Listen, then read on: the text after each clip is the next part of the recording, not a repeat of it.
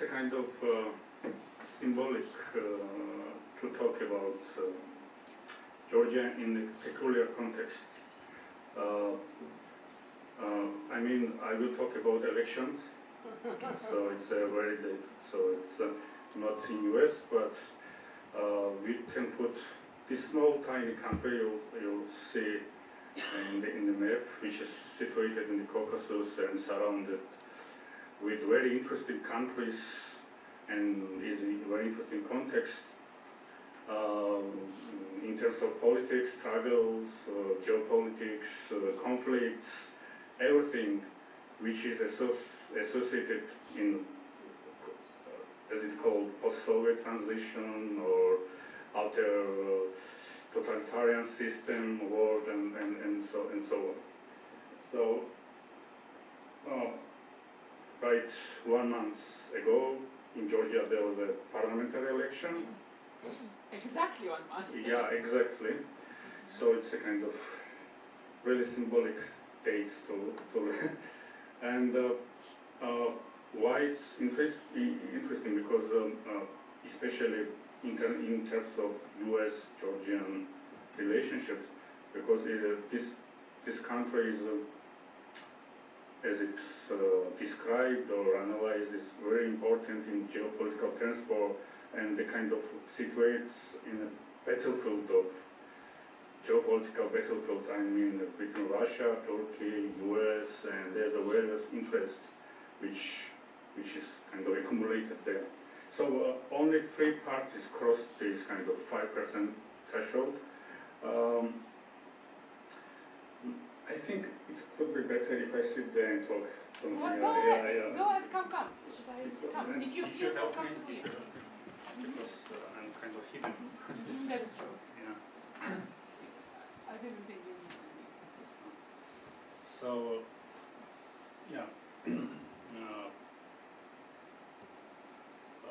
This is ruling party, Georgian Green Democratic Georgia, which won the kind of almost 50% of votes. And the second party, which represents 27% of votes, it's a National Movement Party. This was ruling party in 2003 through 2012. And the third example, which I mentioned later, is a very interesting example. It's a ultra-nationalistic far right, or I don't know how to call it, party. It's called Patriots Alliance of Georgia. Also kind of managed to enter the parliament. And other parties, I mean, Western-oriented, which we expected to somehow be a part of this parliament, they did not manage to go beyond this 5%.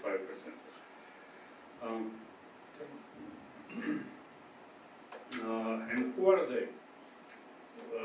Just to introduce you, because it's you are not. It is not necessary to know, but it is necessary for me to explain when I'm talking about elections and the political system generally in Georgia.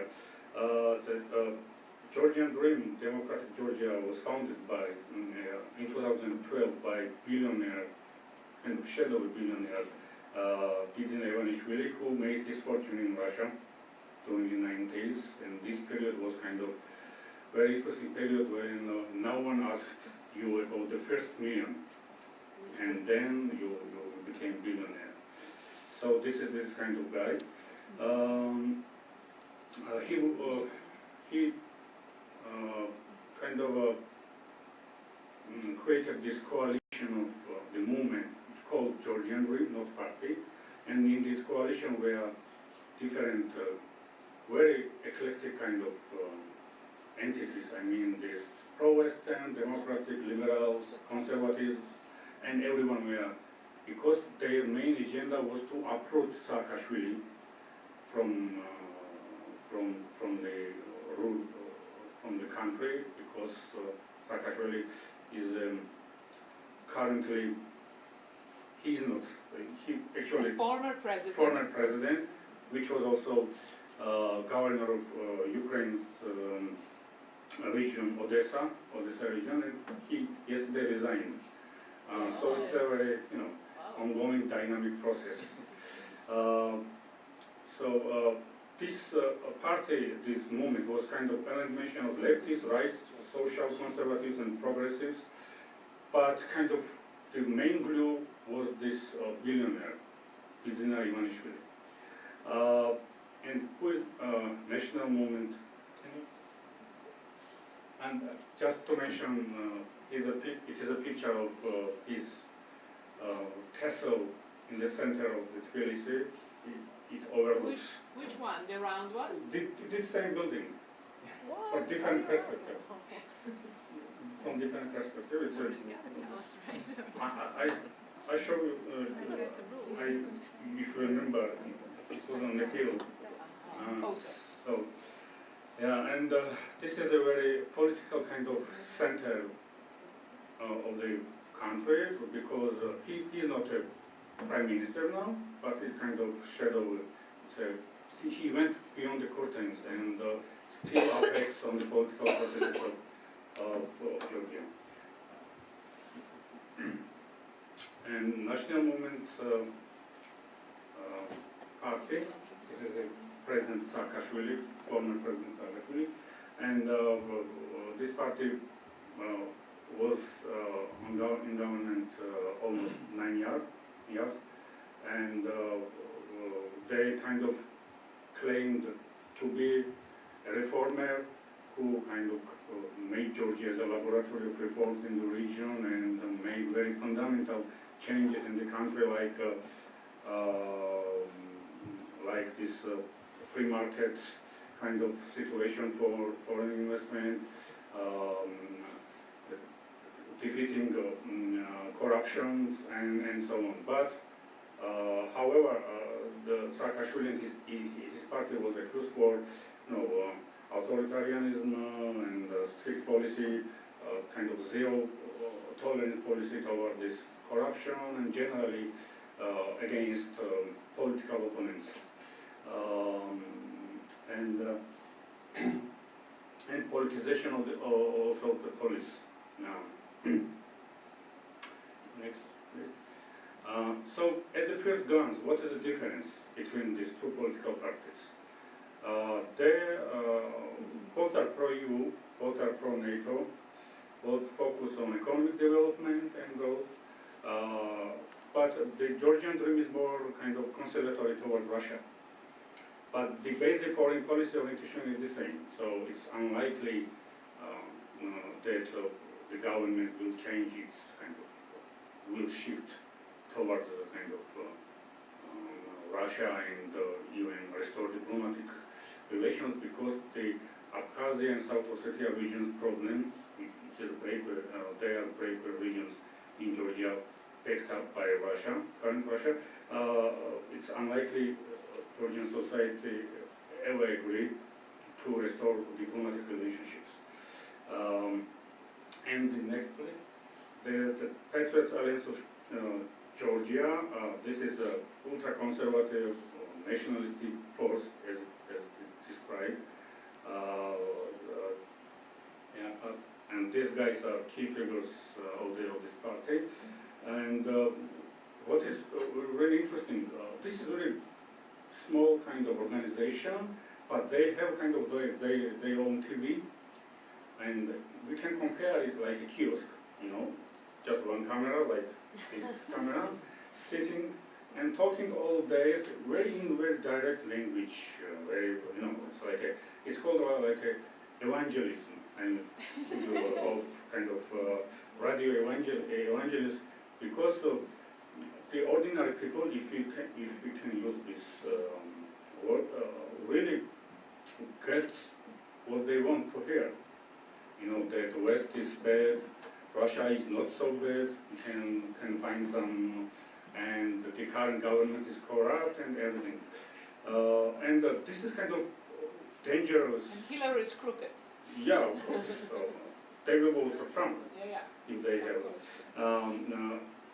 And what's more interesting, their rhetoric, their kind of populism, it revolved around this kind of genetics and politics, anti-Turkish kind of appeals, vague positions regarding foreign policy of the country, and this kind of ethnocentric primordial stance. And this is a very interesting picture. And this guy his surname is a Tarkhan, which is a very noble surname in Georgia. And he claimed that he had ancestors not only in medieval Georgia but also far. Tiegeshkova, no? Yeah, but it's a funny picture made in social media about I him. see, okay. And he declared that he's a relative of David the Builder, who's a famous Georgian king in medieval, and also not only Georgian king but also with Muhammad, this founder of Islam, and everyone is his relative.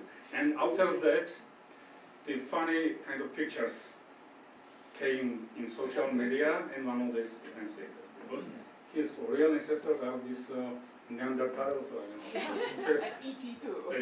these first humans in Europe, in Eurasia.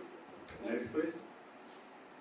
So let's focus just first on positive assessment. Generally, international organizations made the assessment that this was the competitive, well-administered, and fundamental freedoms was respected in these elections. And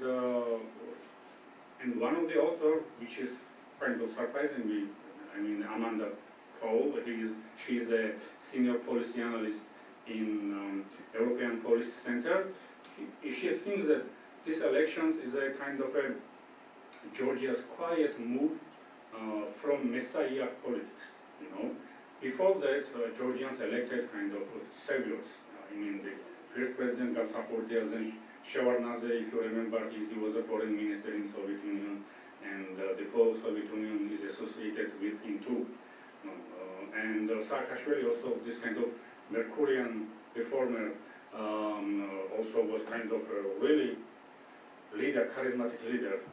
And now she's thinking that it's a different picture, because Georgians voted not for saviors or messiah, but for programs and social policy and team. So this is her kind of assessment. I'll come to more critical points too. Can you move? So it was a kind of an issue-based election, and I think it's kind of ideal assessment. Next. And what was the issue? It was economy, social kind of development, but we can now find that there was a critical point which I believe more, that Georgians were really kind of, exhausted, confused, on disillusioned, because it was kind of uninformative pre-election period. It was just a warning against Saakashvili, who kind of declared that after the election he will come from Odessa, and then, but well, he didn't manage to, because the government party won.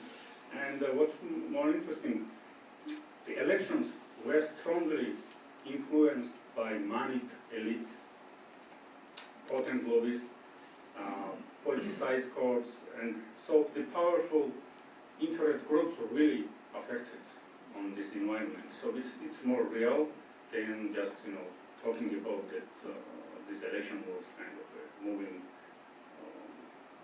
Okay, it was kind of more quiet, more civilized kind of process, but in essence, it was really unequal, uneven environment for political players. Can you move? So, what was the?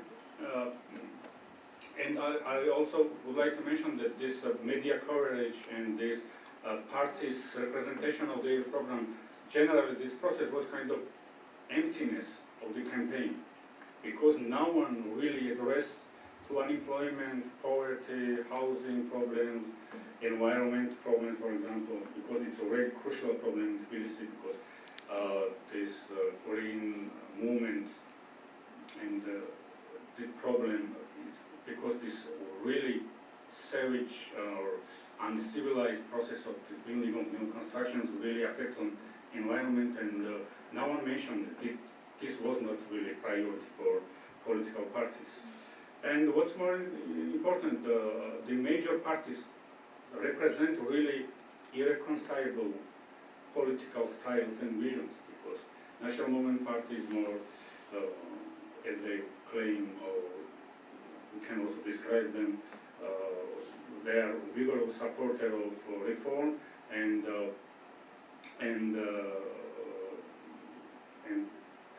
the ruling party is a more conglomerate of really unconnected entities, which is backed up by this billionaire. So there is no ideas or concepts which unite these political entities, but some local, economic, or and corrupted interest, let's say, in this way. And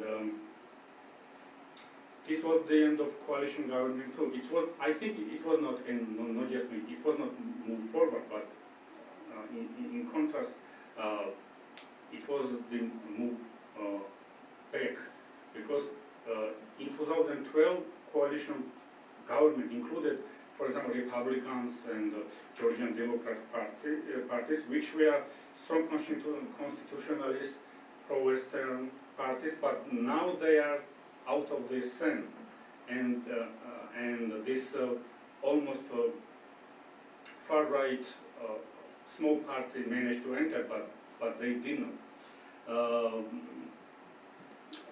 And the last point, which is very important generally for Georgia, is that in Georgia the convergence of public and private spheres within state structure. So the exercise of direct and indirect control on the judiciary through appointments and political pressure, and the undermining of regional autonomy by centrally appointed or manipulated governors or by ministers with financial control has been pernicious. So this is a real kind of profile.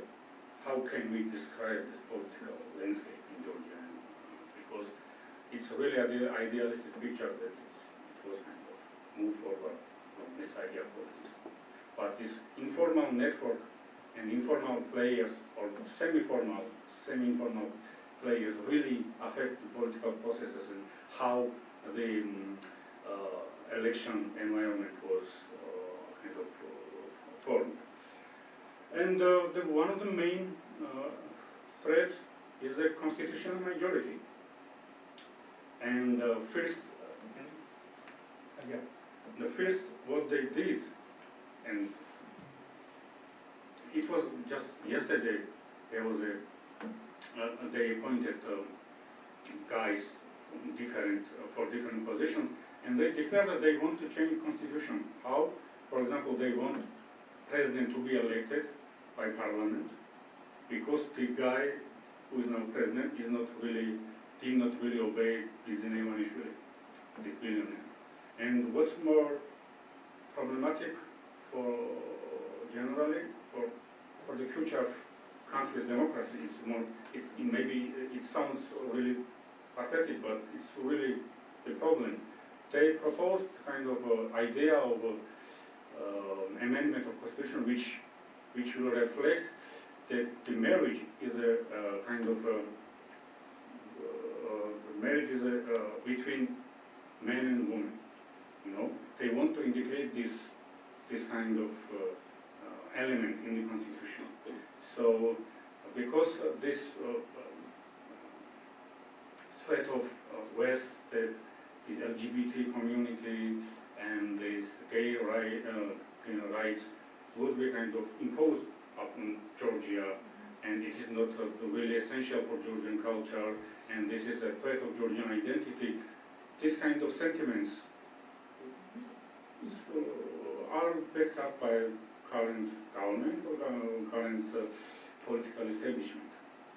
So you can find within this party really far-right conservative elements which will propose this kind of ideas, and we don't have a guarantee kind of if we are free of this kind of amendments, because they have this constitutional majority.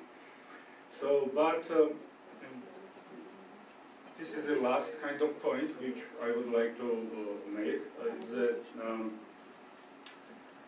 generally the problem is, can Georgians win as a ruling party, unchecked by coalition, by presidential veto, or by its constitutionally minded Republican Party, resist the temptation to accumulate power and with it wealth. And the author and me also does not believe this, because it's I don't know how to believe. And generally, the recent history of Georgia after independence showed that political history, that one-party preeminence in Georgia's parliament is deadly, not only to a working democracy, but to the party itself. And this history is a clear indication of this, because all governments, I mean, Sapordias, Shevardnadze's, even Saakashvili's government, we are kind of ousted by popular movements in the streets.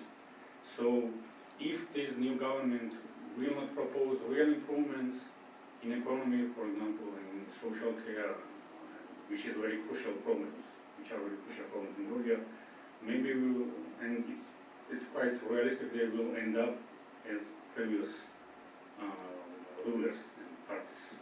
Thank you.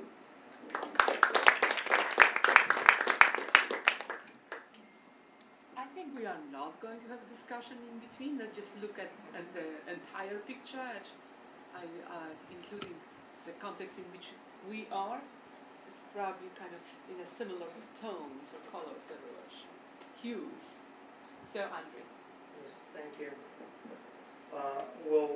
I'm supposed to speak about state and civil society in Russia, which is very difficult because, as for myself, I'm interested in that part of civil society which is not civil at all. Perhaps many of you who read the news from Russia know that we have like certain tensions between state and civil society. So the relations are really uneasy. Because since maybe 2004 or maybe earlier, state proceeds to tighten the screws on civil society, imposing their laws against public protest, against public participation, disempowering local administration, self-administration, persecuting political activists, and so on and so forth. But all this is a twice-told story, and I don't want to discuss this today. Instead, I would like to discuss the changing nature of the civil society in Russia itself, and take a chance to also present a work that we did in Public Sociology Laboratory, this volume, which is called The Politics of Apolitical. Unfortunately, it is only in Russian, but those of you who read in Russian and are interested in Russian politics can find this book in New School Library in the Department of Foreign Languages, I guess. And find out more about the things I'm going to present today. I was sure. just wondering that maybe it could be published, no, in English. Well, it's not translated yet. I understand that. It's not translated yet, but it will be perfect if it would be translated and published. Because, I think this is actually the result of our 3 years of interviews with activists on protest rallies and local activist groups in Moscow and St. Petersburg. So it's really interesting. First about the context. First of all, say Russian society is, or at least used to be, extremely depoliticized. It has been written a lot about this phenomenon and the preconditions, its preconditions, so I'm not going to go deep into the details. Just know that there are several explanations of this phenomenon. Some scholars explain it with our Soviet past, with state interfering in all spheres of private life and exposing private life to public, which created some tension, say, between regular people, between private sphere and the state, and stigmatization of any kind of civic activity. Well, yeah, there are several explanations. Some of them explain actually nothing. However, depoliticization was and still is there, and it influences the stigmatization of basically any kind of civic activity, except, well, perhaps strikes and some labor conflicts, where traditionally unions, it's just a matter of conflict between employer and the trade union. But generally, the effect of this stigmatization is that even those people who are protesting against deforestation or gentrification or infill construction are perceived as being sold out or just being local idiots. I mean, by the majority of public. However, this situation the situation was like that during nearly all first decade of Vladimir Putin's rule, and here I also include the 4 years that our president was Dmitry Medvedev, because they have basically the same policies and same attitudes. But however, this decade witnessed several examples of large-scale popular protests and also emergence of some well-known activist groups that protested against gentrification, deforestation, and other issues. The resemblance of all those cases is that basically all of them are single issue oriented, and they do not regard like broader political issues. They systemic issues, yeah. Systemic issues, big time politics and things like that. So the nature of all those cases is like, so there is some problem, like government imposes some unpopular measure, or there is a conflict between like construction corporation and local people, and then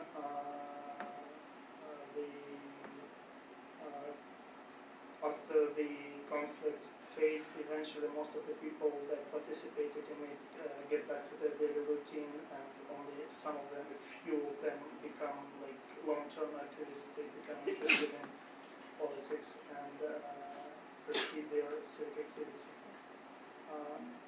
In general, things changed after 2011, when after our notorious elections to State Duma, which is the Russian parliament, when tens of thousands of people have taken to the streets to protest the electoral fraud in Moscow and St. Petersburg and elsewhere, in almost all big cities of Russia. These were, I think, most, say, populous rallies since 2005. When people protested against monetization of social benefits. And the peculiarity of those later rallies was that most of the people who participated in those rallies didn't take part in any political action before, so they didn't have any political experience at all. And they came to the streets with like very abstract and very general slogans of democratization, of social and political change, which was not common for the previous decade of Russian protest politics, international politics. And also the protest emerged resulted in the emergence of numerous small local activist groups that consisted of the people who acquired their first political experience in those rallies. So what I wanted to demonstrate basically is the way in which those new groups differ from those that came before them. This is important because this really shows the change of how civil society in Russia changes. I mean, the way they merge those groups and the way they perceive themselves, it is totally different.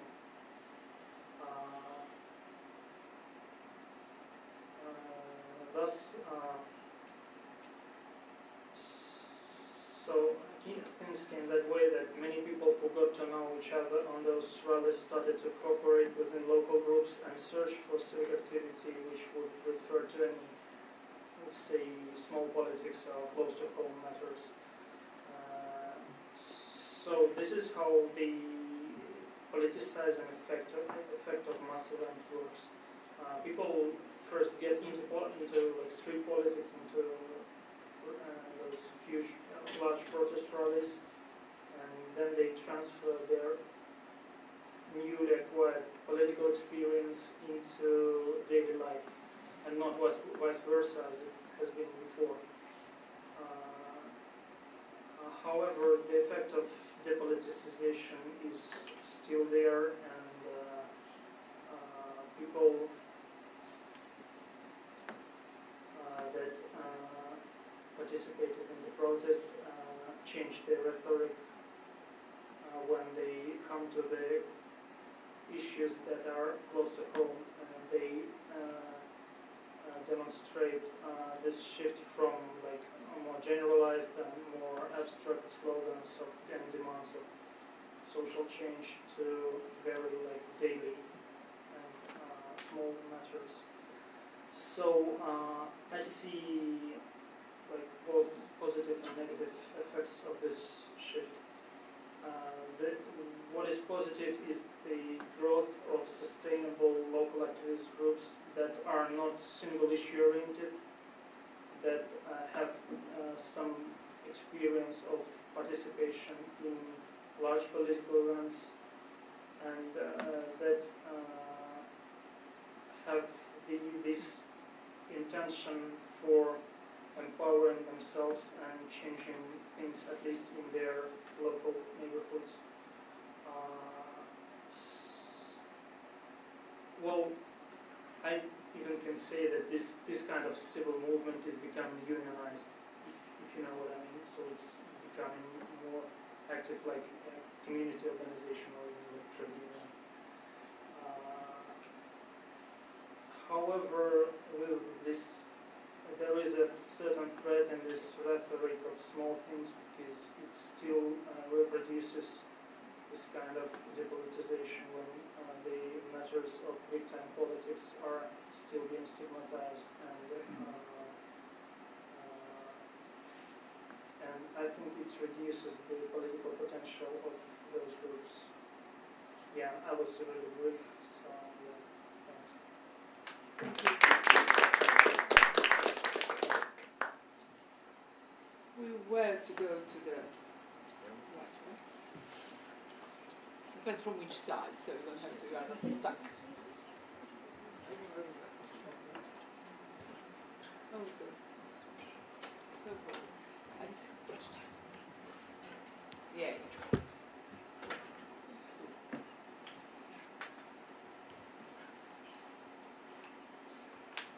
So, first of all, Can you show us on that map where's Georgia? Since we have this opportunity to compare. Georgia, Yeah, yes, I yes. think it's important to see. first of all, I want just to say a couple of words about general this Eurasia and Central Eastern Europe. I Take prefer a mic, there is a mic there.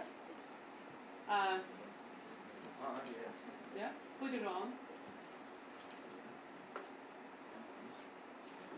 Yeah, okay, it works. So, first of all, a little bit like I have some doubts to say that this part of the post-Soviet Western borders republic is like, they are more belong to European concepts, and socially it's very much closer to European social processes than, for example, to Asia. But of course, it's possible to talk about this piece of the region like Eurasia, but I think it's better term is Central Eastern Europe. So you see, it's Belarus, it's huge Russia, it's Ukraine, it's Georgia, and here is like geographically, it is the border of Europe is there, like in the Russia in central Russia. So it's something like that. And yeah, Ukraine is really not only on this map, but generally Ukraine is a very large country. I love that, not just on this map. But we struggle now. We have a lot of problems. You see this after Russian annexation of Crimea, this territory now belongs to Russia, but it's temporarily occupied. And we have a war here in the eastern part of Ukraine called Donbass. Okay, but I want to talk not about that. It's like so. I want to say a couple words about civil society in Ukraine after Euromaidan revolution. So I think it's, you know, the Euromaidan, it happened at the end of 2013, at the beginning of 2014. It was a huge strikes and changing power. So yeah, and during the revolution, there was like huge mobilization of all type of activities and type of activities and volunteering activities and volunteering movement. So I will tell you like a couple keynotes. So first of all, during the Maidan revolution, volunteer organization emerged to support the protesters and assist the wounded. It was like the first, the second one. So you see, it's like it's activist. It's actually not like you can see the. I don't know. You can see it's like Red Cross volunteers. It's just simple people. It's not like some special training or something like that. So to assist the wounded. The second is the Ukrainian government was unable to handle necessary tasks during the annexation of Crimea and Russia invasion. That's where a massive volunteer movement filled in. Next point is volunteer groups emerged to handle tasks usually shouldered by the state, such as supplying soldiers, helping civilians, and others. And the last one is the emergence of volunteerism in Ukraine has led to the development of the parallel state structures, such as of civil society in the country, and it's unprecedented levels in our country history, and I think it's also in the history of general post-Soviet Union. So let's talk about that a little bit in details. Yeah. First of all, the next slide that I want to show you is those great young woman. She's called Maria Berlinska. She's like she started her like activism at the beginning of the Euromaidan revolution. So why she's so interesting? So you have to imagine the graduate student in Jewish studies at Kiev Mohila Academy. She's an LGBT activist and woman rights activist. Also, she was like very active participant in Euromaidan revolution. After that, she became the volunteer for Ukrainian army. And after that, she found she co-founder of the Center for Drone Operators Training. So you know the drones, It's like You actually don't. it's like bad things, but for it's very important now in struggle in Ukrainian war in Donbass, because it's like this IRO recognition that that Ukrainian soldiers could see the different parts of this field and operate quite better. So you see, it's like I think she connect all this narration, different types of narration and what happened now in Ukrainian society. Yeah. So next, sorry, let's go to the next slide. So now about a little bit more about like the structure. Sorry, it's in Ukrainian, but I will help you a little bit. And it's out to date, but it's about the numbers of NGOs in Ukraine and it's like general specialization. So you see, it's like 74,500 NGOs, like classical NGOs, 13,000 of charity organizations, and mostly they were, and it is data before the revolution, but after revolution it was like skyrocketing, just to, oh my god, it's one like, sorry, it's like problem. It just, in comparison with another, maybe it's not like Eurasian countries, but more Central European countries like Hungary and Estonia, for example, it's there was a numbers about like in Ukraine, there is a 17 organization on each 10,000 people. In, for example, here in Hungary, 46 organization, and in Estonia, it's 201. So you see the difference. But Ukraine after it was before the revolution in Yanukovych time. After the revolution, the numbers is doubling. But unfortunately, we didn't. Ukrainian sociology they didn't have like information ongoing like with some infographics. So it's something like that. So we talk about like persons, about organizations, and what do we have next? And so you see the society is mobilized itself after the revolution and all the stuff, and absolutely different, and this all this volunteering and NGO organization.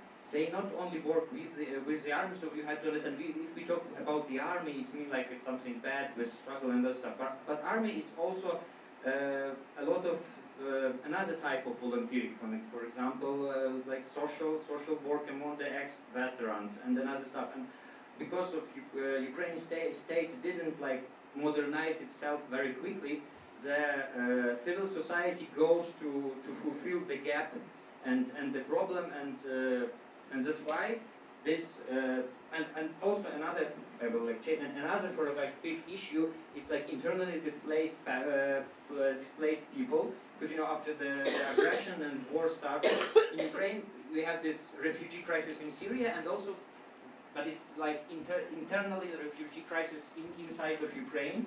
And you could see it's most refugees from the Crimea and from this Donbass region, and mostly they go to. So you can see the numbers. It's 1 million inside of Ukraine, and you see the numbers with each country. But it's like from like near 300,000 around the refugees that are trying to go in another country. So it's like that, and it's very important that to help to manage the issue of refugee, to find the places where they could live, to find them some jobs, and mostly there is like NGO organization and volunteering. So it's civil society. They work with all those issues and all those problems, because as I already told you, Ukrainian state didn't work so well or something like that, and managed to manage all those issues and problems. And that's why we have in Ukraine we have like very, for Ukraine it's like after last 2 years, the emergence of like absolutely new type, the absolutely new type of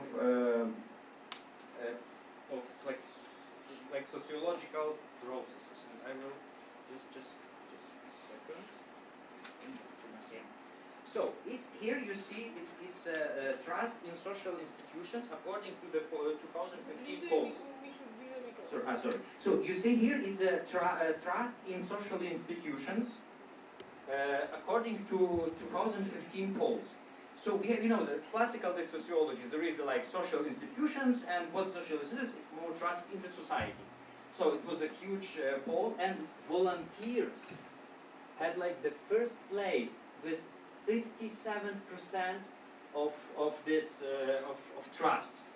It's like they emerged there was not such category like volunteers before the revolution, and they like from the zero up to not the army, not like some like politicians or another stuff. So we can see just like to compare, we have the like near 60% volunteers. Then is like a church because it's classical Central Europe. We know all about that, and after that NGOs. That also, connected with volunteers, and here after that we have the military, Zbrojni Sile, and also it's also very interesting for me. It's replaced persons. So you see displaced. Sorry, it's like trust to displaced persons, and after that it's like. What is CMI? SME, it's mean media, yeah. So it's like that. We can talk about this in Q&A about this table, but it's like fascinating because I don't know. It's very interesting for comparative studies. But in what like countries or region we have like similar issues, but it's like on all society level. So you can say that. So the question was, whom do you trust most? Yes. Okay. What social institution Yeah. you trust? So it's not Yeah. or categories, but it's not like to the people, to the politician or that, but it's like so it's you see only like the institution of president of Ukraine is only with 16%. So it's something like that. So we see I think it's very important. And now it was like middle. This poll was in middle 2015. And the last one, they didn't like release it, but it's like the numbers is also growing with this volunteer. So it's that. Yes. And I think I have a lot of stuff to say also, but I think I will be like finish it because it will be too much. So thank you very much.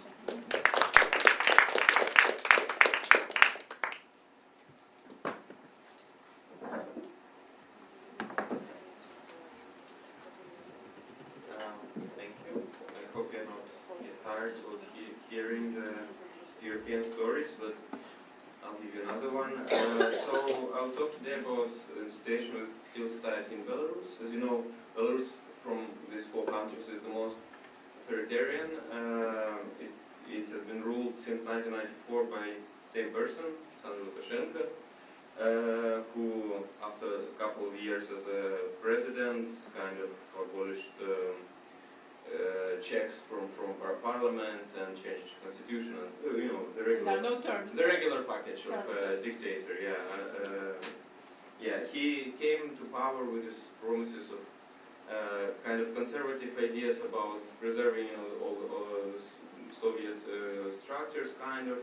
So he brought back the modified Soviet flag and coat of arms and anthem and so on.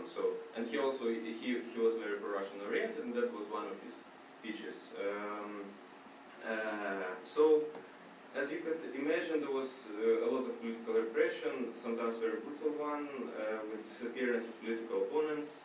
And so you would think that in this kind of situation, the civil society would be extinguished, but I will talk today about kind of delineation of civil society, about what is allowed basically to do in this kind of regimes and what is still forbidden. So the general conditions of course are not very favorable. There is a criminal article about the actions from the name of unregistered organization. So which basically means that you can only act legally if you're registered, and then the registration is also a problematic issue. You can be denied, which is done regularly, and the other thing is financial problems, because to get official money from some foreign donor, you have to get through elaborate scheme where you get appointed by a guy from KGB who checks everything. Like we still have KGB. The same name? Same name. And So convenient. yeah, there is of course the civil spaces filled with different government organized NGOs. Like there is a kind of pro-state youth union, and even some international NGOs are kind of pro-government. For instance, the Eurasia chapter of the Red Cross kind of disavows any suspicion of like political activism, and they're very strict in working with other organizations, which is interesting. So of course it's a very green picture, and but I will I will just point which in which direction are the most troubling. So first of all, of course, everything connected with politics, and politics in very wide definition, because if you go, the more authoritarian you go, the wider politics become. So for instance, I will also bring some personal examples. So the first my encounter with HP actually was when I was participating in so-called European Youth Parliament. It's a debate movement in Europe. Nothing special, nothing particular, but it was consistently targeted. Not revolution. Well, in some sessions there would be a question raised about human rights in Belarus and so on. So this brought suspicion to this organization, and the KGB guys in local chapters would regularly call these teenagers, including me, for talks, and they would ask, what are you doing there, what are you discussing, and so on. So this kind of intimidation. So the youth was very, like everything connected with youth was very scrutinized. The same with just general human rights. So the biggest organization, probably most prominent human rights direction in Belarus was Human Rights Center Vesna, the spring. It was organized in 1996. It was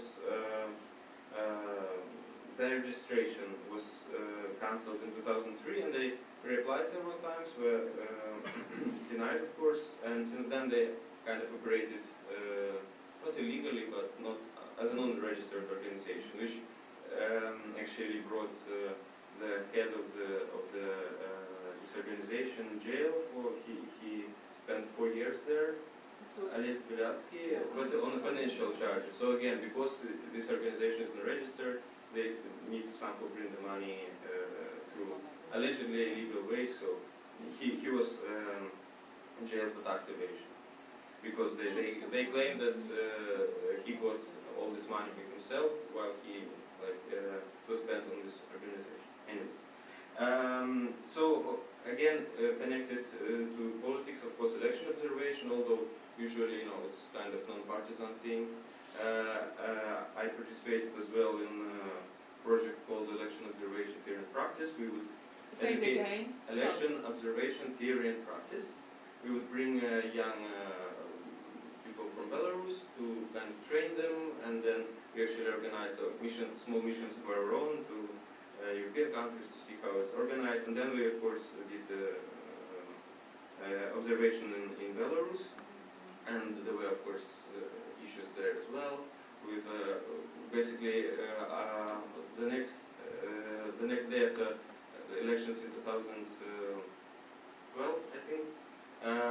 There was a debriefing of observers, and they were all arrested, detained for a couple of hours, because they later said it was some kind of confusion, but yeah, it was also clearly an intimidation. And also because Lukashenko was so pro-Russian oriented, and the opposition was kind of national democratic, like anything connected to like Belarus and language and culture was also under suspicion. So my mother organized like this kind of also club for school kids, where they would read books and books, discuss history, kind of extracurricular space, and it was also kind of a bit persecuted in the school. The kids would be called to the headmaster, what they're doing there. However, there is a huge space, and it's growing, about what is considered to be okay to do. So various charities. Okay, I again participated in. So it was called visa-free. Sorry, the name is. We kind of changed it several times. So it's a visa-free movement campaign, basically. So we just kind of lobbied for visa-free movement in Europe and Belarus, and it was okay. We organized events in Minsk and in other cities, and we didn't have any problems. So the organizations that, for instance, deal with animal rights. It was the first time in Belarus where public organizations actually successfully lobbied for changes in legislation. So they weren't deputies, they weren't in parliament, there wasn't any party, but they organized and they successfully lobbied for this implementation of law against cruelty on animals, because previously there wasn't this kind of law, which is promising. Also, and a lot of this actually are internet-based, which helps a lot. Ecological organizations with some exceptions are kind of allowed, again about the organizations or movements that deal with urban development, cities, not persecuted, and this whole understanding of political also changes. So, for instance, a couple, 5 years ago, they started to develop the project of Belarus and Ukraine.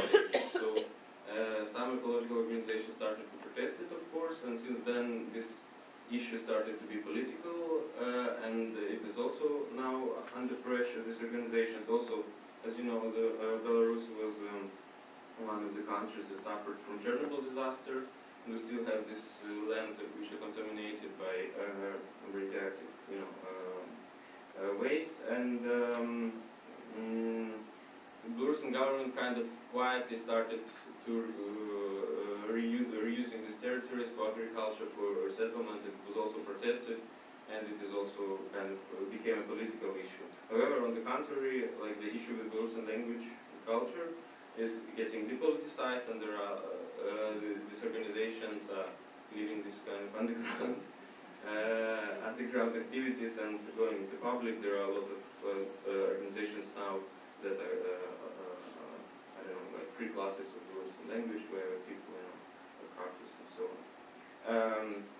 So yeah, it's for me it's just interesting to see, like, for instance, I worked I was an activist of these 3 organizations, and one, neither of them were registered, but one was okay. So this visa-free movement, it was okay to do. We wrote to ministers, we wrote to deputies, we invited them, they were okay with that. But everything approaching political becomes a taboo. So yeah, we have, of course, in Belarus these problems from the state. However, I wanted to, it's maybe kind of a question for further discussion, coming back to the issue of financing general civil society. Because of this very weird scheme where most of the money basically for civil society comes from abroad, especially from Western foundations, there is a lot of criticism about it, that it basically becomes kind of a corruption scheme where the same people start being kind of a career NGO activists, so they basically don't do it, they don't want even to spread this movement. Because you would have to share money. For instance, I mean, it's understandable because some people, some of them, they can't be employed because they're persecuted. For instance, the observers from human rights organization, they kind of do not mass observation, but what they call professional one because they get money for it and they don't want basically to have this mass movement of observers. Well, yeah. And so it's maybe a question that we can discuss how maybe to avoid it and if it can be avoided. And this question is often raised, in regard to aid in general to developing countries. So, but it's actually the same issue in I don't know what to call it, second world, post-socialist countries. You can't call them newly industrialized economies. But, so yeah, but again, there is hope coming from new technologies, and now the crowdfunding becomes more popular also in Belarus, which actually gives a lot of independence to the people who actually want to do something, but not go through all this bureaucracy with grants and foundations and so on. So I think, yeah, if you have more questions.